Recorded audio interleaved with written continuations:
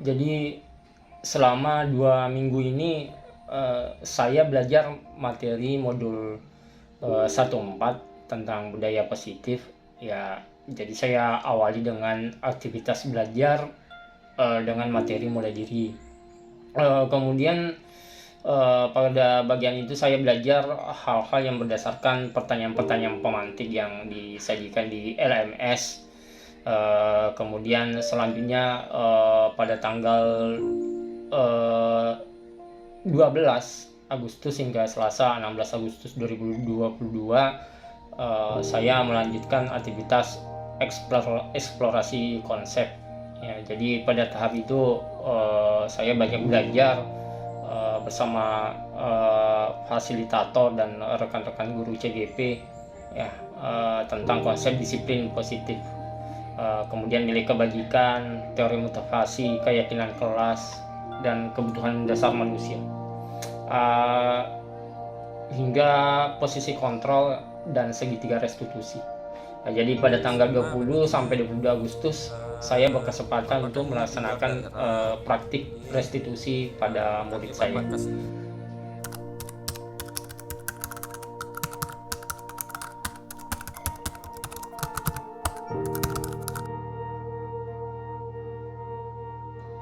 Jadi pesan saya setelah belajar modul 1.4 budaya positif, saya merasa sangat bersyukur karena dapat mengikuti rangkaian pembelajaran dalam modul dan mendapatkan pengetahuan yang baik terkait penerapan budaya positif di lingkungan sekolah. Hal yang membahagiakan bagi saya karena bisa berdiskusi serta berbagi pengalaman bersama teman-teman calon guru penggerak, fasilitator, dan juga instruktur melalui aktivitas kolaborasi.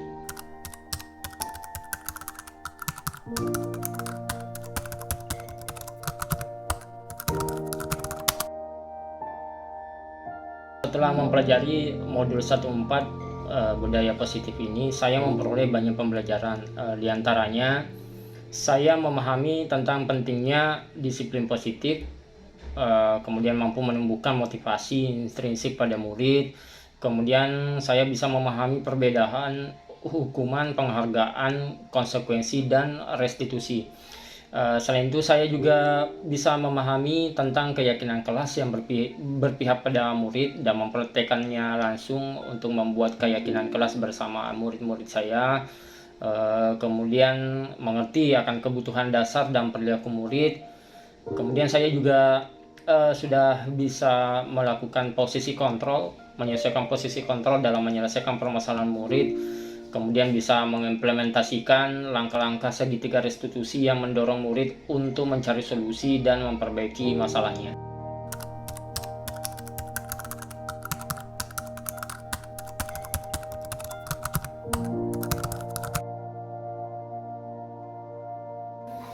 Jadi setelah mempelajari modul 1.4 budaya positif, saya berkesempatan untuk menerapkan budaya positif di sekolah.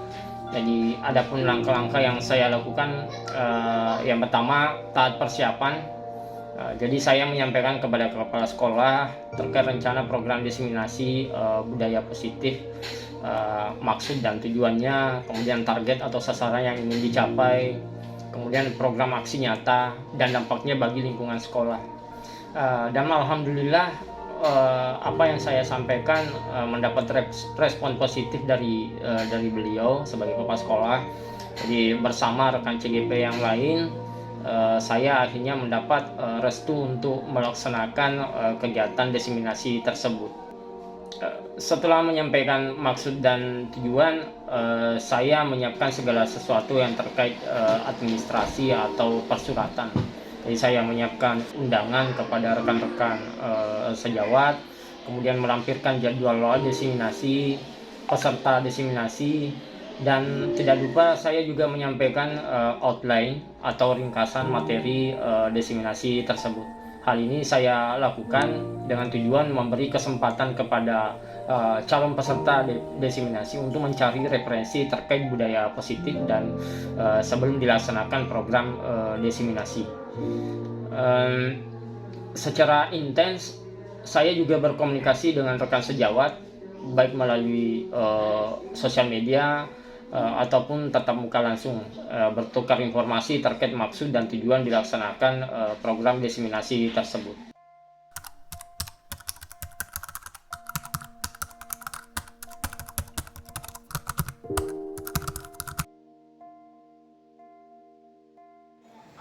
Bismillahirrahmanirrahim. Assalamualaikum warahmatullahi wabarakatuh. Waalaikumsalam warahmatullahi wabarakatuh.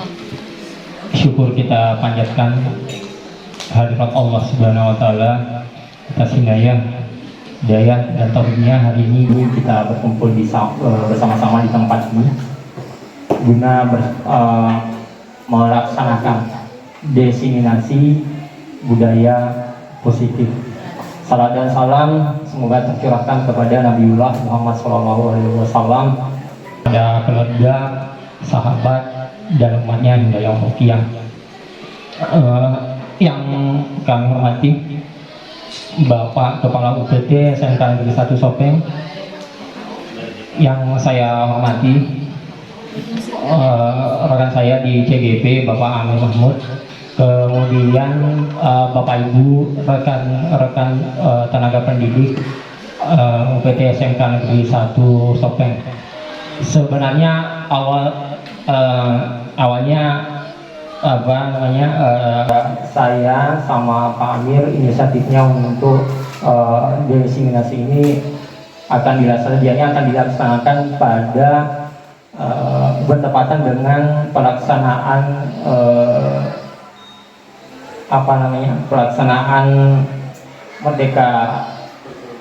kurikulum Merdeka Belajar. Tapi kontak sama Pak Imron, alhamdulillah beliau siap, tapi untuk minggu ini belum bisa. Jadi inisiatif saya kemarin kalau saya tidak mulai cepatnya ya mungkin akan berakibat mengganggu kegiatan saya sama Pak Amir, terutama di CGP. Tapi untuk untuk menggunakan waktu saya sekecil mungkin, karena insya Allah nanti sebenarnya ada slide yang lumayan banyak sebenarnya Bu, tapi insya Allah nanti kita pilih-pilih sesuai dengan kebutuhan. Dan untuk pertama saya persilakan Bapak Kepala UPT SMK Negeri 1 Sopeng memberikan sepatah dua kata terkait pelaksanaan program ini.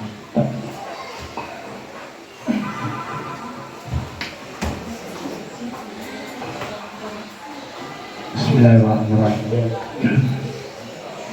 Assalamualaikum warahmatullahi wabarakatuh.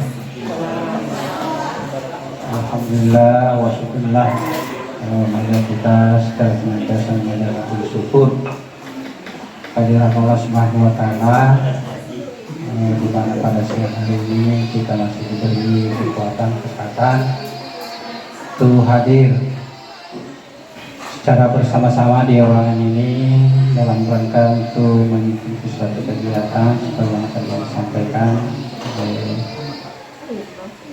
materinya, diseminasi. Bapak dan Ibu yang saya hormati, terima kasih. Jadi kemarin saya bincang-bincang apa sih maksud dan tujuan daripada diseminasi itu. Jadi sampaikan bahwa ini merupakan juga salah satu tugas kami sebagai calon guru penggerak, sekaligus tentu nanti kita harapkan penerapannya nanti dalam hal di siswa, kita ambil positifnya, karena apa yang nantinya akan disampaikan itu tentu tergantung dari hal-hal yang mengenai apa yang selalu kita lakukan di sekolah ini. Seperti kemarin kalau disampaikan bahwa sekarang sudah tidak ada lagi bentuk-bentuk kekerasan kepada anak didik kita. Nah, mereka itu nanti akan juga melakukan praktek, kalau tidak salah Pak ini. Jadi ada nanti dipraktekkan bagaimana cara menangani siswa ya yang perilakunya memang tidak menyenangkan tetapi tidak dalam bentuk kekerasan. Nah itu nanti akan barangkali dalam materi itu nanti akan dia sampaikan bahwa akan dipraktekkan. Jadi apakah nanti itu prakteknya berupa langsung siswa ya, langsung siswa kita jadikan apa namanya, ataukah ada yang semacam ya di sini ya semacam ada yang apa namanya sebagai siswa ya simulasi. Nah, jadi saya kira itu nantinya ya siapakah nanti yang mau jadikan sebagai siswa. Nah tentu tingkah lakunya siswa apa namanya bermacam-macam. Mungkin ada anak yang nakal karena tidak pernah hadir. Nah, tentu bagaimana cara menangani ya anak yang bolos dan lain sebagainya. Jadi masing-masing nanti ada penanganannya tersendiri. Jadi mudah-mudahan di dalam pelaksanaan desimulasi ini kita bisa ikuti secara seksama ya, dan insya Allah kita harapkan membuahkan hasil yang positif nantinya dan yang kita akan terapkan di mana kita nanti akan diterapkan kepada anak-anak kita ini. Nah, saya kira itu yang saya bisa sampaikan. Sekian, terima kasih. Assalamualaikum warahmatullahi wabarakatuh.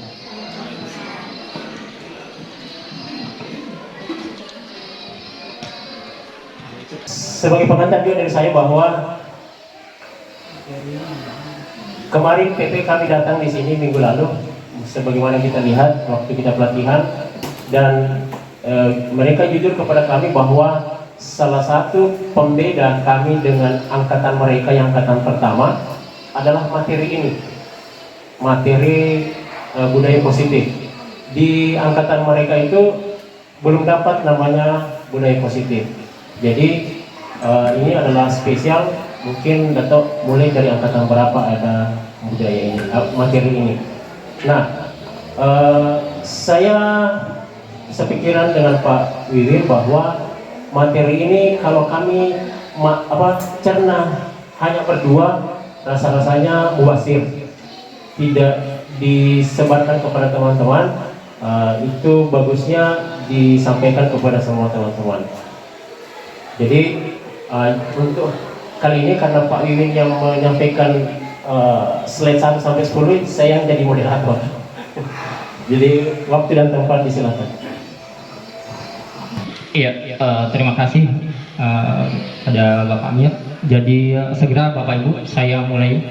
Iya, saya mulai dengan budaya positif atau ekosistem positif. Iya, ini adalah salah satu quote atau narasi yang disampaikan oleh Ki Hajar Dewantara. Nah, sekarang kita coba selami narasi beliau. Nah, kita ambil contoh perbandingannya dengan hidup tumbuh-tumbuhan seorang petani. Iya, dalam hakikatnya sama kewajibannya dengan seorang pendidik. Jadi guru itu dianalogikan seperti petani. Nah, yang menanam padi misalnya hanya dapat menuntun tumbuhnya padi, dapat memperbaiki kondisi tanah, memelihara tanaman padi, memberi pupuk, dan membasmi ulat-ulat atau jamur yang mengganggu. Ya, jadi seorang pendidik ya dianalogikan seperti itu, Bapak Ibu. Jadi kalau kita punya siswa, mendidik siswa itu ya kita tidak bisa memasakkan atau melakukan kontrol, yang hanya kita bisa menjagai, menuntun mereka hidup, menuntun mereka dengan posisinya sebagai pendidik, terdidik. Ya, jadi memelihara. Kalau misalnya ada gangguan, ya kita perbaiki gangguannya apa. Nah, kalau dia butuh pupuk, ya kita beri pupuk. Kalau dia butuh air, kita beri air. Iya. Nah, analoginya seperti itu. Ya, jadi konsep-konsep inti dalam modul budaya positif itu yaitu perubahan paradigma belajar dari stimulus respon melawan teori kontrol. Nah, kalau dulu kita gunakan stimulus kontrol, nanti kita jelaskan. Nah, sekarang kita mau berpindah ke apa namanya, teori kontrol, ya. Kemudian disiplin positif dan motivasi perilaku manusia, ya, kebutuhan dasar manusia. Nah, ini juga nanti kita akan bahas. Kemudian keyakinan kelas. Nah, keyakinan kelas bedanya dengan hukuman dan penghargaan. Nah, jadi konsep-konsep inti dalam budaya positif itu nanti akan berlari dari peraturan, tata tertib sampai keyakinan kelas. Nah, kemudian ada posisi kontrol restitusi. Ya, jadi nanti akan dijelaskan bagaimana posisi kontrol sebagai posisi kontrol yang paling terendah. Misalnya penghukum. Nah, siapa di antara Bapak Ibu yang dulu sebelum masuk di CGP, saya akui saya termasuk pengguna atau yang sering melakukan posisi kontrol penghukum. Kalau ada siswa terlambat, kalau ada siswa tidak mengerjakan tugas, nah, posisi kontrol saya paling didominasi penghukum. Nah, posisi kontrol restitusi yang tertinggi adalah manajer. Ya, nanti akan dijelaskan. Kemudian cara, nah ini nanti Bapak Ibu akan praktikum bagaimana merestitusi dari posisi kontrol negatif menjadi posisi kontrol positif. Jadi anak-anak terbantu menyelesaikan masalah tanpa merasa bersalah. Nah, itu inti dari kontrol positif. Ya, bukan anak salah jangan dicap bahwa anak itu bersalah. Semua motivasi, semua di apa yang dia lakukan itu punya motivasi di latar belakang. Nah, itu kita cari sumbunya apa. Nah, jangan sampai ada masalah di rumahnya atau masalah dengan temannya, kita harus cari, kemudian kita restitusi. Iya. Insya Allah nanti kita akan perhatikan. Saya kemarin idenya mau perhatikan ke siswa langsung, tapi kalau siswa mungkin nanti saya kesannya saya sudah menebak agak kaku. Nah, kalau guru latihan dengan guru, nanti gurunya misalnya menjawab, kenapa terlambat? Pak, saya terlambat bangun karena masih bisa kelakar. Kalau siswa nanti saya takutnya agak kaku. Ya, jadi supaya ritmenya terjaga, apa yang kita mau capai berhasil, ya nanti kita peer to peer saja. Nah, ini perubahan paradigma. Ada A dan B, Anda dan teman Anda. Sobeklah secari kertas kecil, tuliskan benda atau sesuatu yang sangat berharga untuk Anda, letakkan di salah satu tangan. Anda genggam benda tersebut dengan segala daya. Buatlah sebuah kepalang. Teman Anda akan mencoba dengan sekuat tenaga dengan berbagai cara untuk meminta Anda memberikan benda tersebut. Apa yang terjadi? Ya, jadi misalnya Ibu Mira pegang, kemudian saya bilang buka, pilihannya apa, Bu? Berarti buka dan tidak. Kalau Ibu Mira punya alasan untuk tidak mau buka, berarti tentu ada motivasi. Kalau tidak mau buka, berarti ada alasannya juga. Jadi siapa sebenarnya yang memegang posisi kontrol? Saya atau Ibu Mira? Nah, begitu. Jadi kalau saya yang pegang kontrol, berarti saya memaksakan kehendak ke Ibu Mira. Ya, itu perubahan paradigmanya. Nah, kebanyakan kita mengambil posisi memegang kontrol sama siswa. Nah, itu. Jadi saya lanjut. Jadi perubahan paradigma teori kontrol. Nah, ini ilusi selama ini. Ilusi guru mengontrol murid. Nah, ini ilusi seolah-olah kita punya mindset, ya, bahwa kita ini memegang kontrol penuh pada murid. Ini ilusi yang salah. Ya. Ilusi bahwa kritik membuat orang merasa bersalah dapat menguatkan karakter. Ini ilusi juga. Kalau misalnya Ibu Mira salah, kemudian saya saya kritik Ibu Mira. Nah, itu ilusi kalau saya kritik, Ibu Mira akan memperbaiki karakternya. Salah. Kritik itu memang pada suatu perlu membangun, tapi kritik siswa yang bersalah itu, apalagi sampai memarahi di depan teman-teman itu salah. Ya. tidak menguatkan karakternya. Ya. Kemudian ilusi bahwa pengetahuan positif efektif dan bermanfaat. Kemudian ilusi bahwa orang dewasa memiliki hak untuk memaksa. Ya, jadi karena kita dulu kita lebih dewasa dibanding siswa kita punya pilihan untuk memaksa. Itu salah ilusi. Ya. Nah, bisakah kita mengontrol seseorang? Ya, nah kita lihat perbandingannya Bapak Ibu, stimulus respon dan teori kontrol. Ya, stimulus respon kita mencoba mengubah orang agar berpandangan sama dengan kita. Itu kalau stimulus rangsangan dan responnya. Ya, jadi kita mencoba mengubah orang agar berpandangan sama dengan kita. Nah, itu dulu. Nah, sekarang kita berusaha memahami pandangan orang lain tentang dunia. Ya, jadi sebenarnya kita yang mau mencocokkan apa yang mereka cara pandang mereka. Ya, jadi kita ini ya Bu, pengertian yang bagus untuk ini. Jadi kita tidak bisa memasakkan kehendak atau kita tidak bisa memasakkan pikiran kita sama dengan pikiran siswa tersebut. Saya mau Anda, tidak boleh. Jadi kita berusaha dibalik, kita berusaha memahami pandangannya. Pandangan mereka apa? Nah, kita ikuti alurnya. Oh ya anak dari situ kita bisa jawab, oh ini anak karakternya seperti ini. Ya. Kemudian perilaku buruk dilihat sebagai suatu kesalahan. Nah, itu kalau stimulus respon, semua perilaku memiliki tujuan. Ya, semua perilaku memiliki tujuan. Contoh, saya kasih contoh Bapak Ibu. Anak-anak yang biasanya prestasi akademiknya di dalam kelas tidak bagus, apa perilakunya? Yang paling umum, yang paling sering muncul karakternya mengganggu ya. Yang prestasi akademiknya. Nah, itu karena dia dalam kebutuhan dasar itu sifat penguasaannya yang tinggi. Penguasaannya yang tinggi karena ya dalam prestasi akademik dia merasa dirinya gagal. Ya, jadi semua perilakunya memiliki tujuan. Ya, jadi perilakunya karena untuk mendapatkan perhatian, gitu Bu. Ya, jadi ada 5 kebutuhan, berapa Pak kebutuhan dasar Pak? 5, ada 5 kebutuhan dasar termasuk butuh perhatian, Bapak Ibu. Ya. Kemudian yang ketiga, orang lain bisa mengontrol saya, itu stimulus respon. Tapi teori kontrol, Anda tidak bisa mengontrol orang lain. Yang tadi Bapak Ibu yang kepakan tangan saya buka, Ibu Mira punya 2 pilihan, buka dengan tidak buka. Nah, itu terkontrolnya. Kalau terkontrol ya terserah sama yang punya tangan. Ya. Pemaksaan ada pada saat bujukan gagal. Kalau terkontrol, kolaborasi dan konsensus menciptakan pilihan-pilihan baru. Ya. Kemudian model berpikir menang kalah. Nah, kalau terkontrol model berpikir menang-menang.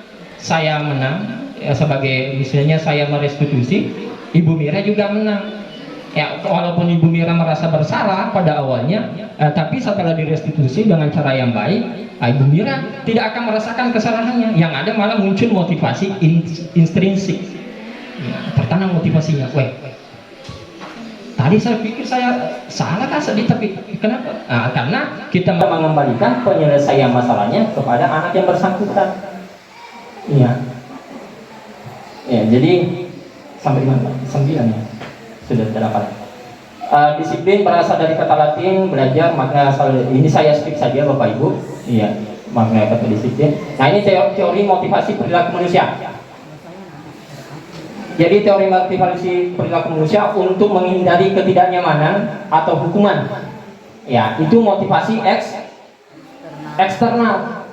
Ya, jadi kalau misalnya maksudnya begini Bapak Ibu. Si A misalnya datang ke sekolah.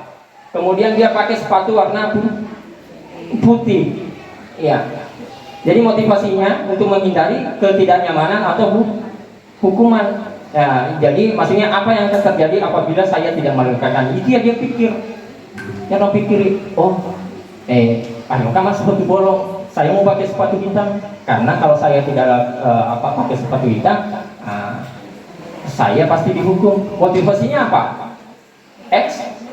Eksternal karena tidak lahir dalam diri. Lahir motivasinya dari luar. Ya. Untuk mendapatkan imbalan dari orang lain atau institusi. Nah ini yang bahaya Bapak Ibu, karena ini kaitannya dengan penghargaan. Jadi kenapa Merdeka Belajar itu lambat laun sekarang itu menghilangkan istilah ranking? Iya, dari sini awalnya, karena mendapatkan imbalan dari orang lain atau institusi, itu motivasinya juga eksternal. Nah, apa yang akan saya dapatkan apabila saya melakukannya? Misalnya kalau saya rajin belajar, saya ranking nanti, pasti saya dapat reward, penghargaan. Tapi kalau tidak, saya tidak dapat reward. Jadi motivasinya eksternal. Iya. Ya, kemudian yang ketiga, untuk menghargai diri sendiri, menjadi insan sesuai harapan kita. Motivasi internal, tujuan disiplin positif. Nah ini, saya akan menjadi orang yang seperti apa bila saya melakukannya. Itu motivasinya internal. Nah jadi kita mau bergeser dari motivasi eksternal ke motivasi internal. Iya. Ya saya selesai Pak Amir, silahkan dilanjutkan. Ya tadi Pak.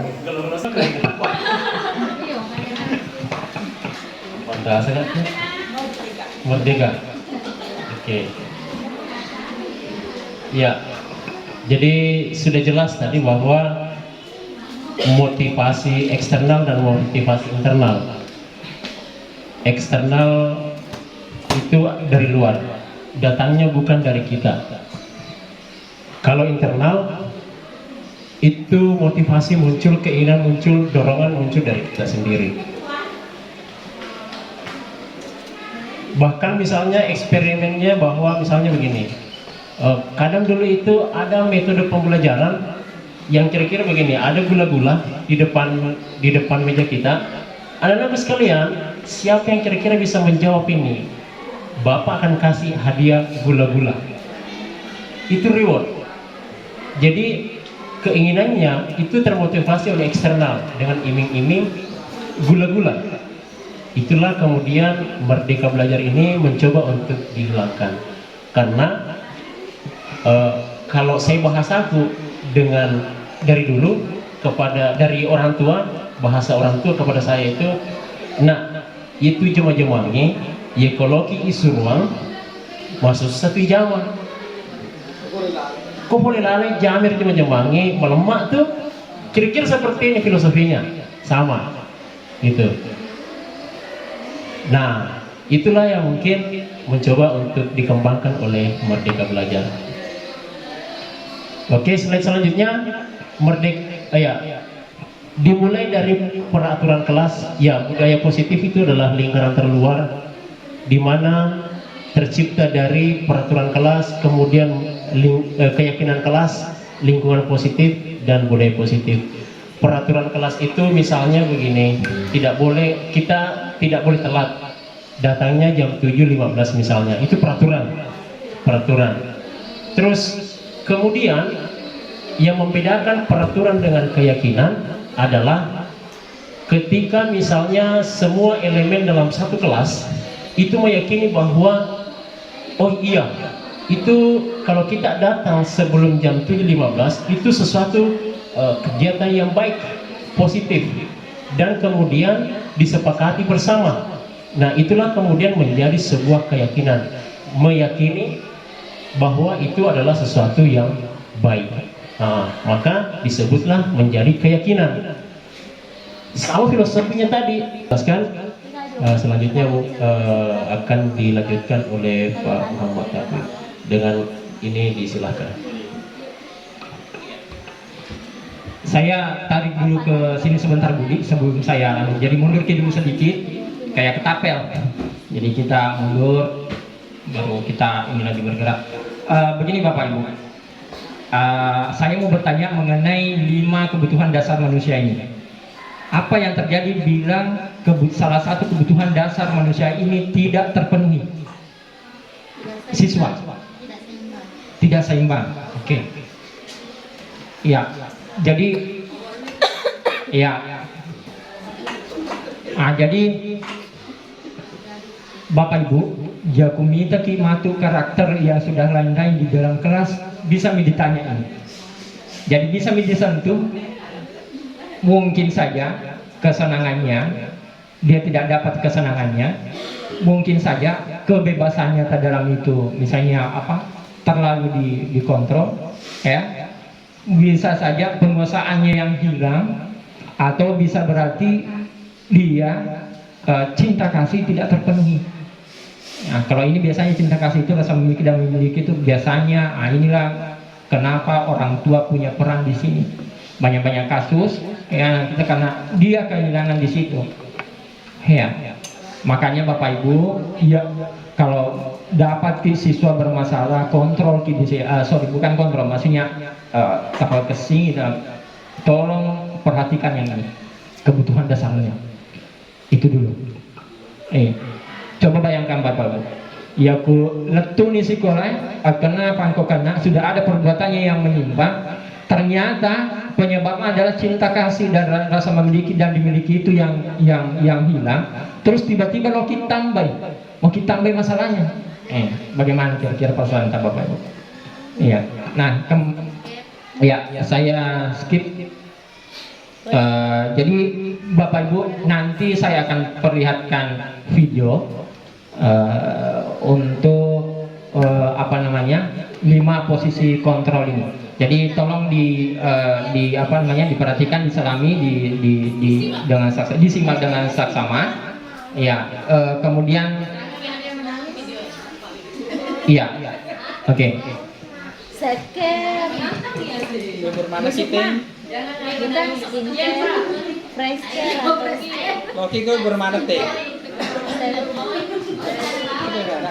yang mana?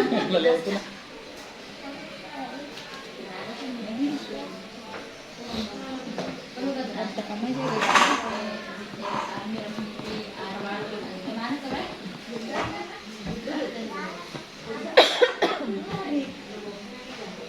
Baik, tambah susu Pak.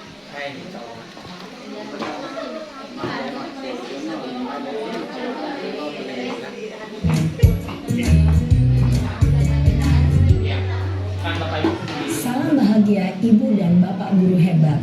Dalam penerapan disiplin positif restitusi, salah satu program yang dikembangkan adalah 5 posisi kontrol. 5 posisi kontrol dalam restitusi adalah proses perjalanan seorang pendidik agar dapat mengenali dirinya. Pada video kali ini, kita akan membahas tentang 5 posisi kontrol yang dikembangkan oleh Diane Rosen dan contoh penerapannya.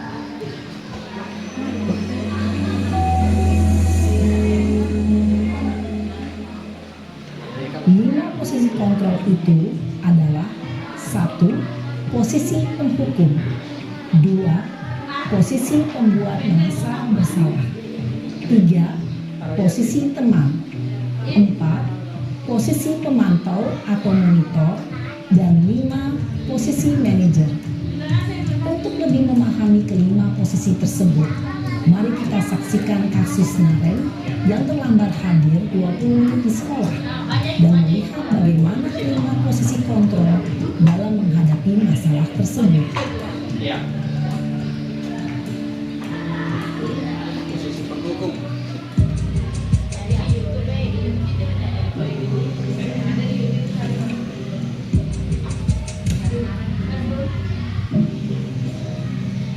Naren! Sini Naren!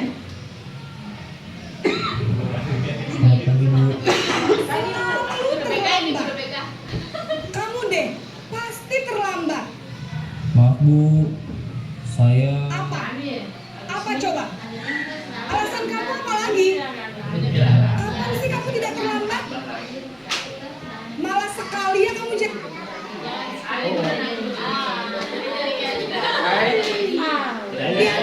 saya Dasar pemalas. Gak kapok-kapok sih kamu. Sudah berapa kali terlambat? Sana, kamu keliling lapangan basket 2 kali. kenapa saya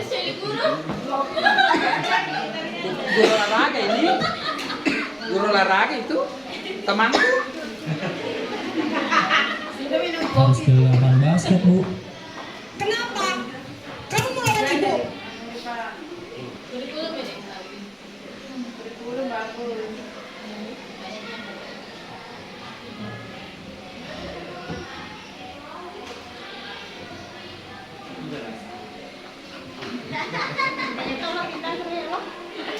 Siaran dulu, please. Itu kan ada yang dorong. Ada yang dorong. Masih begitu memang. Di sini. Belum.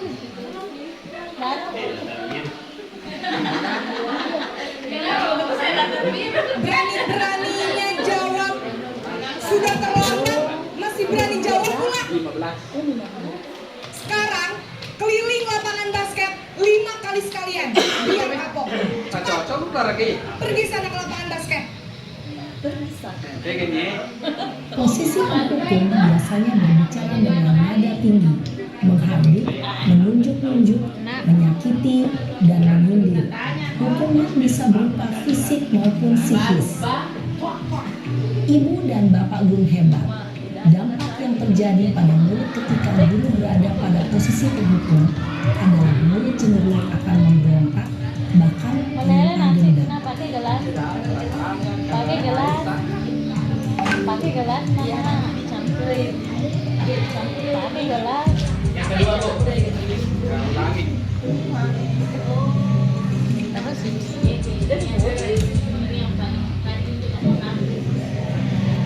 Naren, Ibu siapa namanya itu?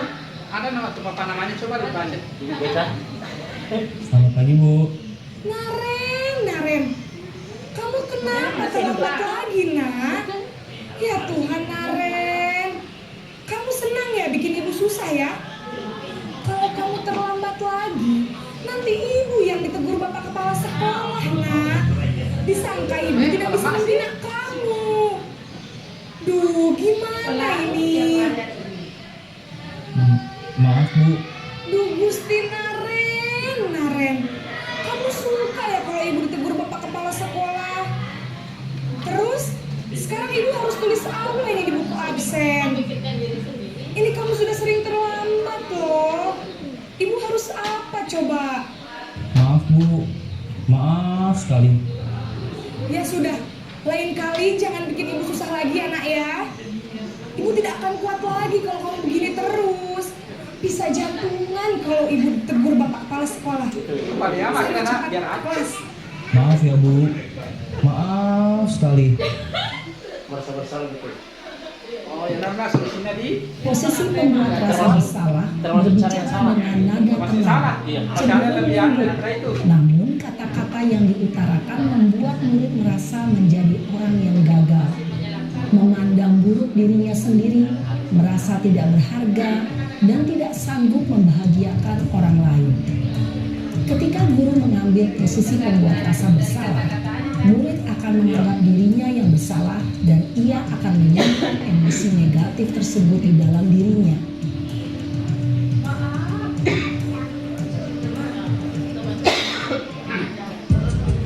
Adanya sih. Ano ya, magaloy na kaka ya. Naren,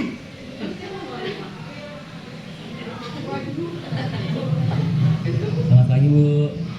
wah sudah jam berapa ini nak? Terlambat lagi ya sayang. Iya Bu. Habis ibu saya lupa bangunkan saya Bu. Kamu malah menyalahkan ibu kamu.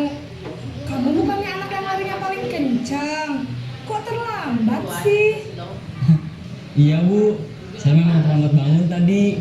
Jadi biarpun saya lari kencang, tetap gak kekejar Bu. Ya sudah sana. Nanti lain kali larinya lebih kencang lagi ya.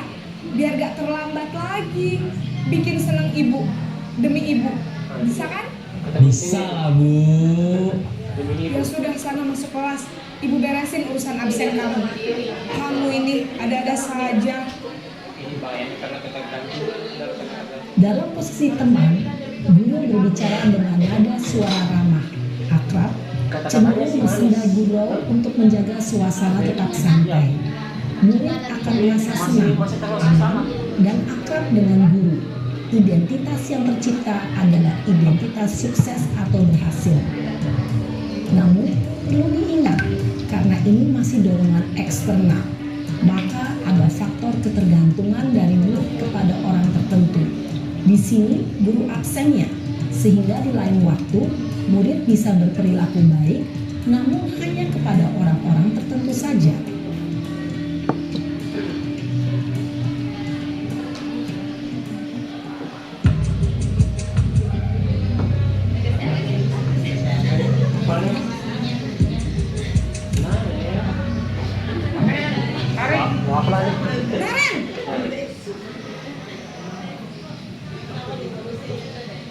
Selamat pagi, Bu. Naren, apa peraturan sekolah kita tentang jam berapa kita harus masuk sekolah, nak? Kita harus di sekolah jam 7, Bu. Iya betul, sekarang sudah jam 7.20. Naren sudah tahu konsekuensinya jika terlambat hadir. Paham, Bu. Saya harus tinggal kelas pas jam istirahat selama 20 menit. Iya benar, konsekuensinya demikian. Jadi nanti jam 9.30 pas istirahat, kamu harus tinggal di kelas, kerjakan tugas tambahan untuk ketertinggalan kamu, ya? Baik, Bu. Posisi pemantau mengandalkan penghitungan atau data untuk mengontrol murid. Guru mengarahkan murid berdasarkan peraturan dan konsekuensi. Seorang pemantau menunjukkan bahasa tubuh dan ekspresi wajah yang datar dan cenderung formal.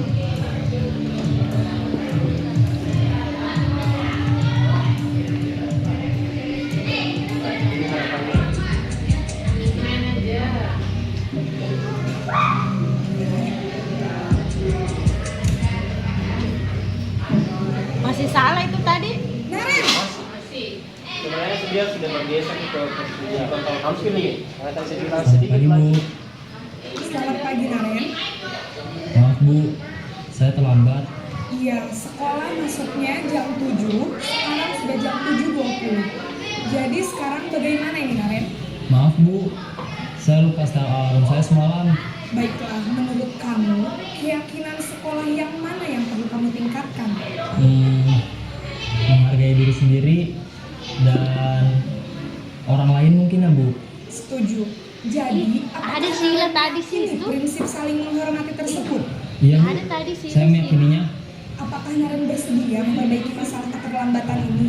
Bersedia, Bu. Kenapa ada Sheila? Bagaimana kamu akan memperbaiki masalah keterlambatan ini? Saya akan coba untuk tidak lupa menyetel alarm saya, Bu. Baik, kalau Naren lupa menyetel alarm di rumah, ada orang yang kira-kira bisa bantu mengingatkan tidak? Ada, Bu.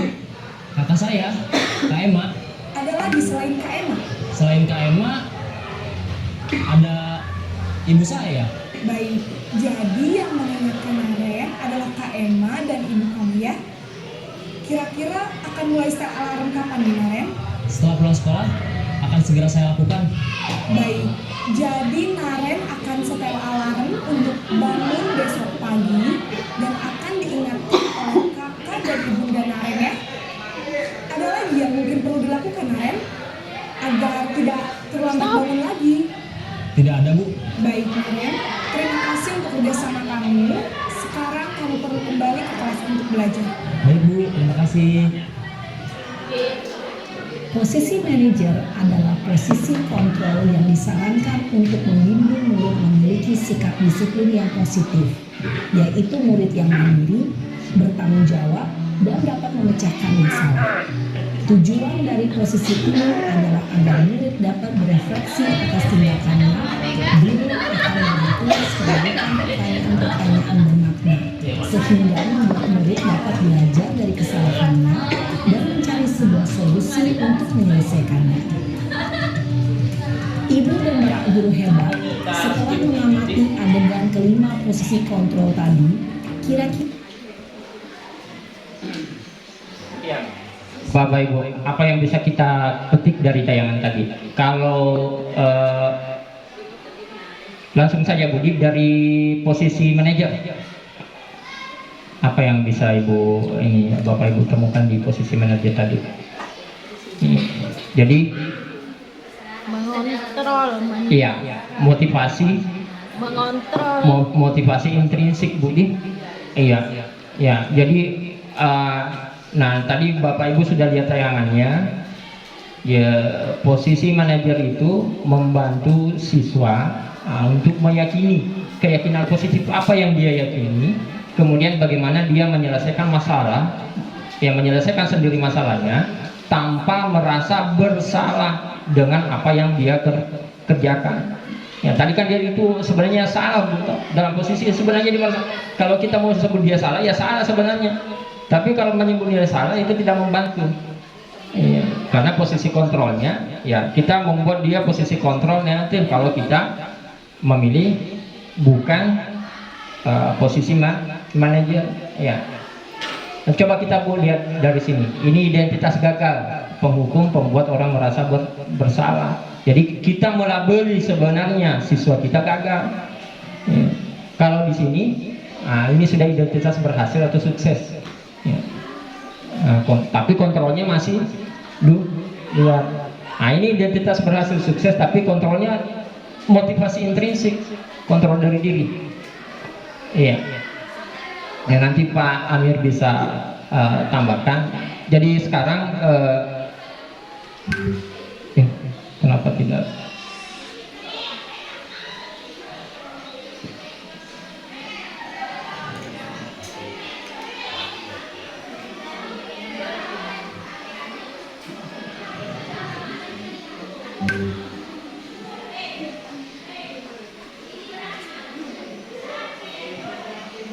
Iya, jadi ini maksudnya slide-nya Ibu, Bapak Ibu, kita akan bergerak dari peraturan pemantau atau konsekuensi ke nilai-nilai manajer. Ya, jadi nanti kalau kita memperbaiki masalah atau menangani masalah, istilahnya restitusi, sebaiknya pilihannya selalu manajer. Iya. Nah, ini contoh penggunaan kalimatnya. Kalau kamu tidak, maka saya akan. Nah, ini berarti posisi penghukum. Nah, kalau posisi manajer, apa yang kamu yakini? Bagaimana memperbaiki masalah ini? Nah, jadi itu. Jadi baik dari posisi kita sebagai guru dan posisi murid. Itu namanya posisi menang-menang. Ya. Kalau posisi yang lain itu posisi menang kalah. Ya. Ya, ini win-win solution. Nah, Bapak Ibu, apa itu restitusi? Ya, jadi kita akan belajar nanti praktek restitusi. Nanti Bapak Ibu peer to peer, ya pilih pasangannya, kita belajar restitusi. Jadi restitusi adalah proses menciptakan kondisi bagi murid untuk memperbaiki kesalahan mereka sehingga mereka bisa kembali pada kelompok mereka dengan karakter yang lebih kuat. Nah, itu restitusi. Iya, ini pendapat ahli Gosen 2004. Ya. 9 ciri-cirinya. Bukan untuk menebus kesalahan, namun untuk belajar dari kesalahan. Ya, kemudian memperbaiki hubungan, tawaran, bukan paksaan. Restitusi menuntun untuk melihat ke dalam diri, ya. Kemudian restitusi mencari kebutuhan dasar, ya. Kemudian restitusi diri adalah cara yang paling baik, fokus pada karakter bukan tindakan, kemudian fokus pada solusi, kemudian mengembalikan murid yang berbuat salah pada kelompoknya, ya. Nah, ini segitiga restitusi. Ya, jadi nanti Bapak Ibu kalau melakukan restitusi kepada siswa, nah itu ada 3 tahapan. Ya, jadi pertama, tahapan menstabilkan identitas, ya, dari sisi yang paling bawah. Kemudian sisi kiri, validasi tindakan yang salah. Kemudian yang ketiga, menanyakan keyakinan. Contoh penggunaan kalimatnya Bapak Ibu di ini. Nah, menstabilkan identitas. Kalau misalnya angka siswa terlambat, kenapa terlambat? Nah, kita tanya, terlambat sih Kina? Iya Pak, terlambat Kak. Dia mah gak ada mana kita terlambat. Itu namanya menstabilkan dulu identitas. Apa gunanya? Supaya anak-anak tiba-tiba merasa, oh dia mau salah, ya. Jadi identitasnya stabil. Nah, tiba-tiba anak nanti tepat mindsetnya anak, alhamdulillah, ya, dia itu ya. Itu tiba-tiba kalau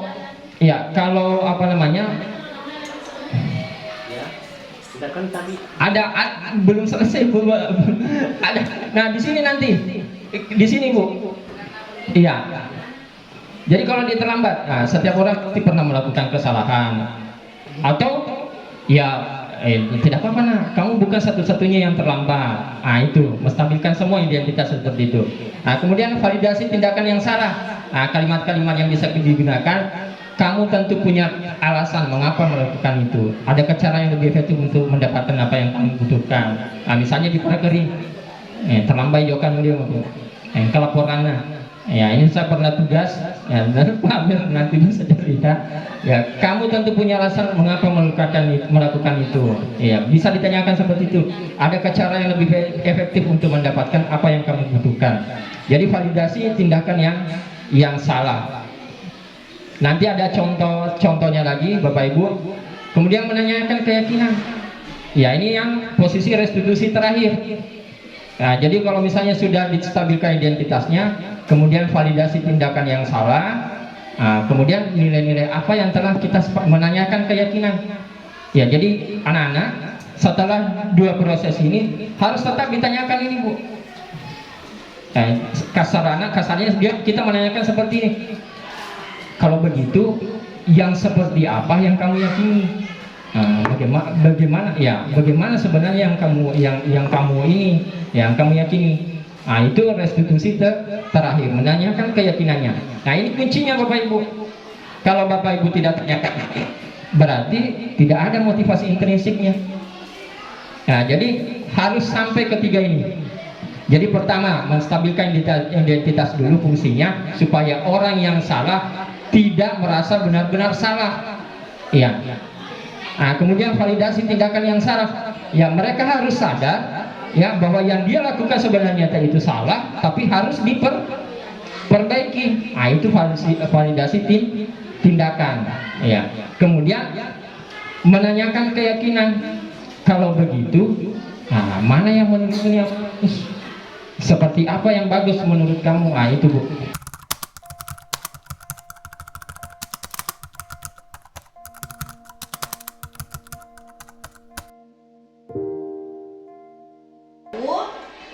Ibu harap hari ini kita bisa kerjasama untuk membuat keyakinan kelas. Tahu tidak apa itu keyakinan kelas? Ayo, ada yang tahu? Atau masih belum tahu? Tidak apa-apa. Kita kan belajar ya. Ada yang tahu keyakinan kelas? Ada? Oke. Jadi keyakinan kelas itu adalah hal-hal yang positif yang kita sepakati demi kelancaran proses pembelajaran kita. Jadi selama Ibu nanti masuk di kelas ini, kita sudah buat keyakinan kelas. Jadi hal-hal ini kita sepakati. Jadi kita sepakat semua gunanya agar proses pembelajaran kita berjalan dengan baik. Oke? Nah, jadi nanti keyakinan kelas ini kita sepakati bersama. Jadi alangkah baiknya kalau ada tulisan. Jadi anak-anak bisa mengingat apa saja yang sudah kita sepakati hari ini. Jadi kalau sebelumnya kan sama kalau kita bikin kontrak belajar ya, ada yang kita sepakati semua tentunya hal-hal yang baik untuk mendisiplinkan anak-anakku sekalian.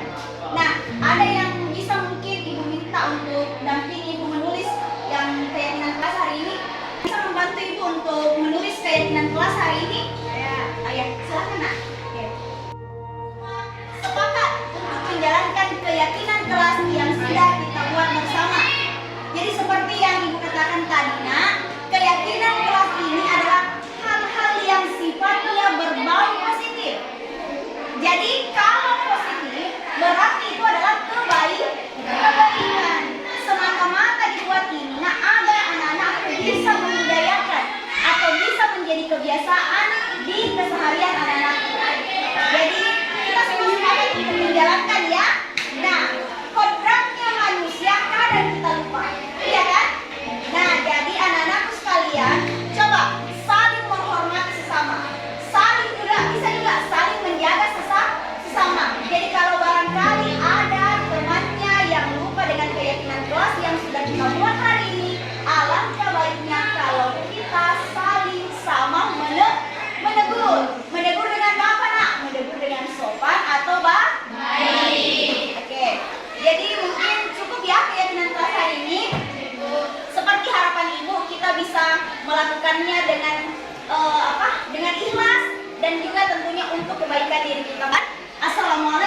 warahmatullahi wabarakatuh.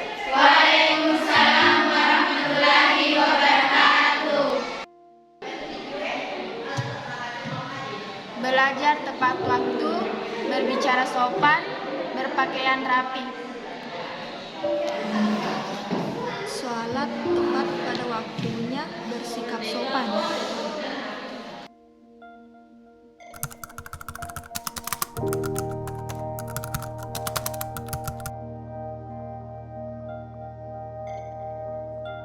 Saya Ibu Sukmawati, wali kelas dari 10 APH 1, ingin menyampaikan bahwa dengan adanya keyakinan kelas ini yang kami terapkan di kelas ini lebih menggerakkan siswa mematuhi segala hal-hal positif yang ada di dalam kelas, karena dia lebih bergerak hatinya untuk melakukan sesuatu hal yang sudah diyakini dengan baik, dan ini yang menjadi budaya positif. Karena dengan keyakinan kelas ini muncul dari hati siswa sendiri, tidak seperti peraturan yang menekan siswa.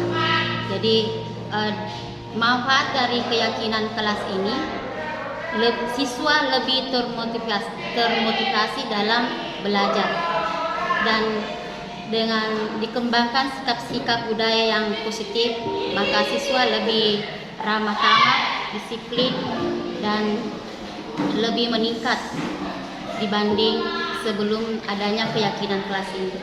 Assalamualaikum warahmatullahi wabarakatuh.